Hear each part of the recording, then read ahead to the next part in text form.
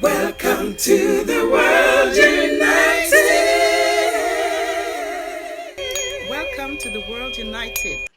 Reverend Dr. TERRLYN Avery, and she is the creator of Pastology, which focuses on the synergy between pastoring and psychology.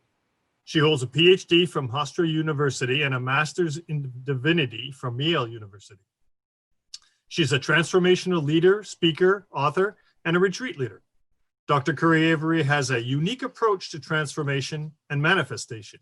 She places the emphasis on your journey towards sacred intelligence, your ability to tap into your internal resource in order to make intelligent choices that manifest your and others' greatness. Dr. Avery is particularly passionate about healing the wounds of religion and dismantling racism, and is a strong advocate for social justice. So Dr. Avery, with that, I'm going to pass it over to you. Good afternoon, everybody, and thank you so much to Dr. Yugandhar for inviting me to this Third World Parliament celebration is really what I call it, because we are connecting with our divine source and we're connecting with one another in order, I believe, to heal the world. And thank you to the other esteemed panelists who are here with me in this segment. But I want to talk with you today about leading with commitment and faith during unprecedented times and unpredictable times, because surely as we all gather in this place and in this space together for this Third World Parliament of spirituality, we enter at different places as it relates to our faith. We all come in based on the experiences that we've had in our lifetime that really help to shape who we are. So I'd like you to think just for a moment about your faith, which I define faith as the substance of things hoped for and the evidence of things unseen. So I want you to think for a moment just about some of the challenges that you might be facing, about some circumstances that you might have prayed for or meditated about. Think about some of the people and your relationships, your career, your calling, and your purpose, as we've heard about today here, or maybe your health or your finances, or even the long-term consequences of COVID-19. And if you're here in North America listening to this, we've had this eruption of this conversation about race that has happened over the last several months. And then we've just had a lot going on with the politics. So our world feels pretty chaotic right now.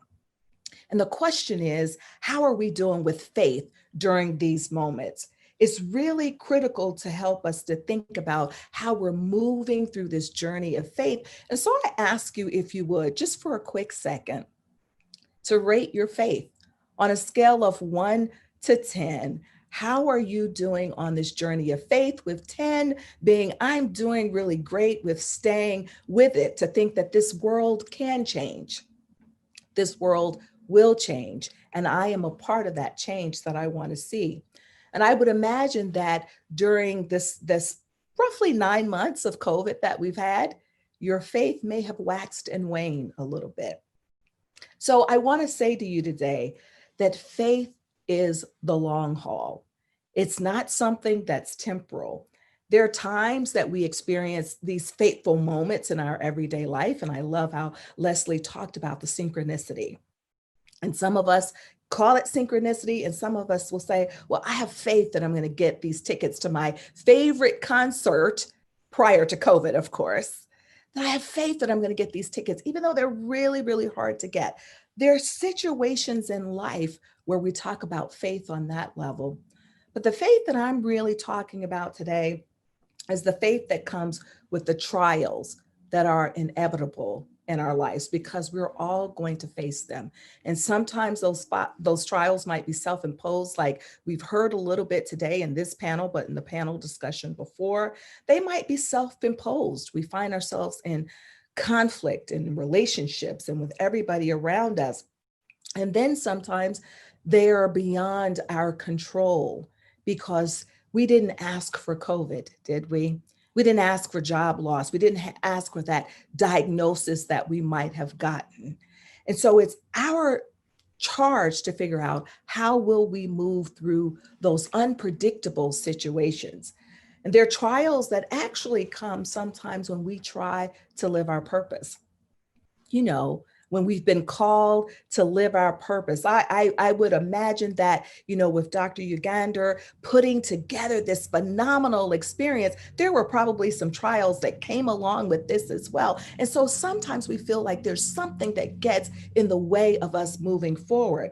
But I've helped people over the years to understand and to think about their trials in a way that helps them to not only just endure them, but to overcome them and then to excel. And so in my upcoming book, I'm talking about our sacred intelligence and racism, but how do we lead our families, our communities, and our world during those unpredictable and unprecedented times, things that we didn't expect to come up. And for me, I believe it has to do with three things. It has to do with our motive, our mindset, and our movement. Now, I don't have time to talk to you about all three of those things today, so I'm really just going to focus on mindset. And we've been hearing a little about that already and about being mindful. But prior to talking about our mindset, I do just want to acknowledge many of the trials that we're going through right in this moment. They actually call us to a moment of lamenting. So there's nothing wrong with lamenting about your current situation. It is difficult for us to have been in the state of uncertainty for 9 months about COVID-19. It is difficult for many of us to have lost a loved one during this particular time. It is difficult if we've gone through COVID ourselves. It's difficult if you live in the United States and you experience all of the angst that's coming with this conversation, not just conversation about racism, but really dismantling it. It's very difficult to live in that. So we must go through moments of lamenting and crying out to that inner sacred voice that is inside of us that I see. For me, I call it God. You might call it something else. And so I invite us to just lament, and I invite us to also be in that place of anger. Because when I've worked with people over the last several months, a lot of people are angry about what's going on. And so it's important to recognize when we're in those places, but not to stay in those places. So let's talk a little bit about mindset. Much of our faith has to do with mindset. The way we think about our situations has a great deal to do with how we will prevail through those situations. If we go through life saying, woe is me, bad things always happen to me, just when I got started in my business and things were going really well, COVID hit or something else hit, or I got this diagnosis. And so sometimes some of us get so caught up and the negative parts of what's happened in our lives, that we find ourselves living in the situation rather than living through the situation or overcoming the situation. We've conditioned ourselves to think about only the detrimental things that come into mind, as opposed to saying, this too shall pass. And so as a cognitive behavioral psychologist, I believe that it's important to engage in what I call cognitive restructuring. And that is reshaping those, rethinking about those cognitions that are in the brain in a way that will help us to prevail. And so basically it's rewiring the brain. So have you heard of Ivan Pavlov? Any of you out there heard of Ivan Pavlov? Well, I'll tell you a little bit about Ivan Pavlov. What he did is that he talked to us about how dogs can be trained to salivate with a bell. So here I have a dog treat in my hand. My dog, if she sees this treat, she will know automatically that I'm getting that treat. She will stare, she will start to smack her lips, and she'll start to salivate because she's ready for the treat. We call this treat a stimulus, and it's an unconditional stimulus because I don't have to tell my dog to salivate on this. I don't have to train her at all. But here's what Pavlov showed us. He showed us that you can make something that doesn't naturally cause a dog to salivate to do just that. And so he did that then by presenting that treat or that food with a bell. Dogs don't naturally salivate when they hear a bell, do they? But that bell is called a conditioned stimulus. And so he paired it where he would ring the bell and then he would present the treat. And the dogs eventually, as I said, started to salivate just when they heard the bell alone. And so, interestingly, what Pavlov noticed is that the dogs actually began to salivate when they saw him approaching before he even had an opportunity to ring the bell. Why? Because he had become a conditioned stimulus for them. Okay, so what does that have to do with our faith and our mindset? For most individuals, our unconditioned response to trials is called a tribulation, just like a dog's unconditioned response to that seeing this treat. Their unconditioned response is to salivate. So, our unconditioned response to trials and tribulations is called an unconditioned stimulus, if you will. We don't actually think of the joyful things that are going to occur or what good could come out of these trials.